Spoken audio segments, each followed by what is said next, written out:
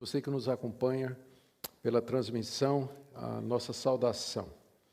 Nós vamos abrir a palavra de Deus na carta de Paulo aos Gálatas, no capítulo 5. E vamos ler do verso 1 até o verso 6, que é o texto que nós temos diante de nós nessa noite. Então, Gálatas, capítulo 5, de 1 a 6. Diz assim a palavra de Deus. Para a liberdade foi que Cristo nos libertou. Por isso permaneçam firmes e não se submetam de novo a jugo de escravidão.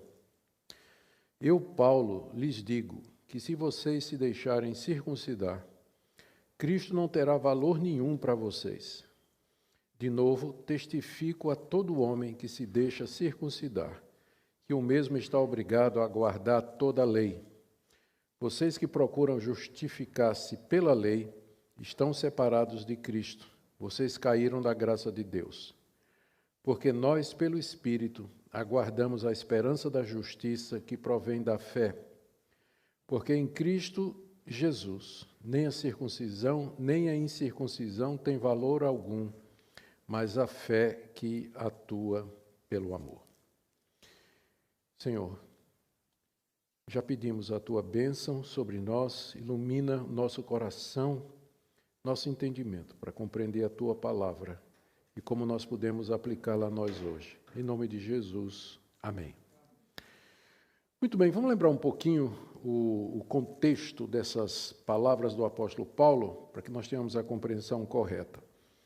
Paulo escreveu essa carta com o objetivo de impedir que os crentes da Galácia seguissem a pregação de mestres judeus que haviam abraçado o cristianismo, mas que entendiam que para alguém ser cristão ele tinha que ser judeu também.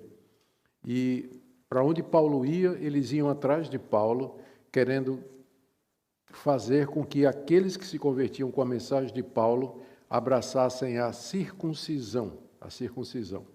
Circuncisão era o símbolo da aliança de Deus com Abraão, que Deus mandou que fosse passada para todas as gerações. E o judeu se gloriava nisso, tanto é que se referia aos não-judeus como incircuncisos, quer dizer, aqueles que não eram circuncidados, e isso era um título que era alguma coisa que era falada com desprezo, né? Esses incircuncisos. Então, os judaizantes é o nome que a gente dá para esses mestres, eles vinham por todo lugar onde Paulo pregava o evangelho, querendo obrigar os não-judeus a se tornar circuncidados, como sinal de que eles estavam também guardando a lei de Moisés. Quando Paulo soube disso, escreveu essa carta, que foi enviada para as igrejas da Galácia, eram muitas, e onde ele argumenta contra se deixarem circuncidar. Basicamente, o que o apóstolo Paulo diz é que se eles aceitassem a mensagem dos falsos mestres, eles estariam regredindo, estariam abandonando o caminho da graça, da salvação em Cristo, para se submeter outra vez à escravidão da lei de Moisés.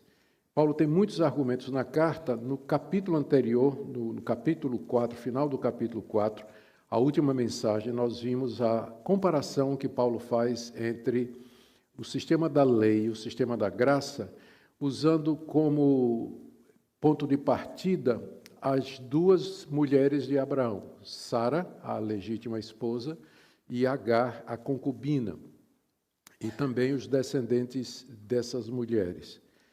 Paulo, então, fala de Agar como representando o Monte Sinai, a recepção da lei e o sistema de salvação pelas obras, na figura do filho Ismael.